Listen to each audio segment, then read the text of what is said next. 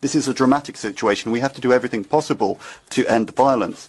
Since he entered power in 2014, Narendra Modi, the Prime Minister, has been implementing a radical nationalist Hindu policy, which has had terrible consequences.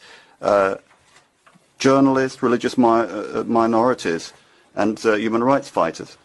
In India, millions of Muslims and Christians suffer every single day because the government violates their most fundamental rights. The situation is serious. That's why the European Parliament must vote tomorrow on a very clear resolution.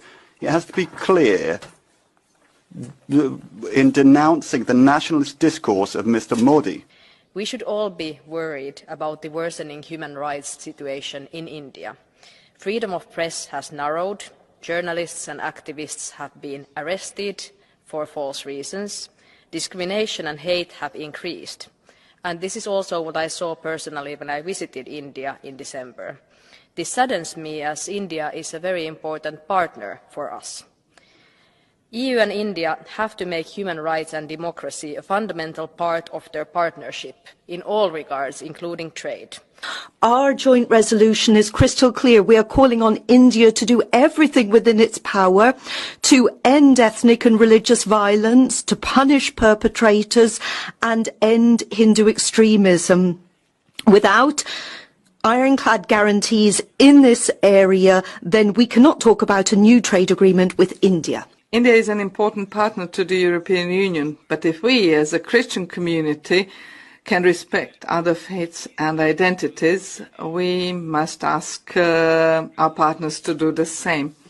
I propose an urgent visit by the European Special Envoy for Religious Freedoms to India, and the way Indian government will treat this proposal will show whether the authorities there are, for the time being, only powerless in such cases, or whether they knowingly allow persecution of religious minorities by radical groups.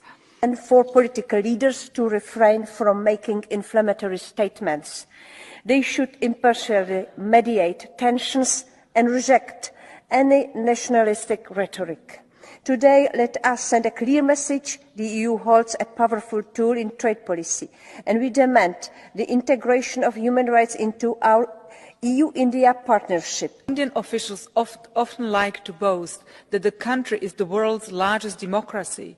Intolerance and violence against religious minority paint a different picture. These attacks against Christians are not isolated incidents.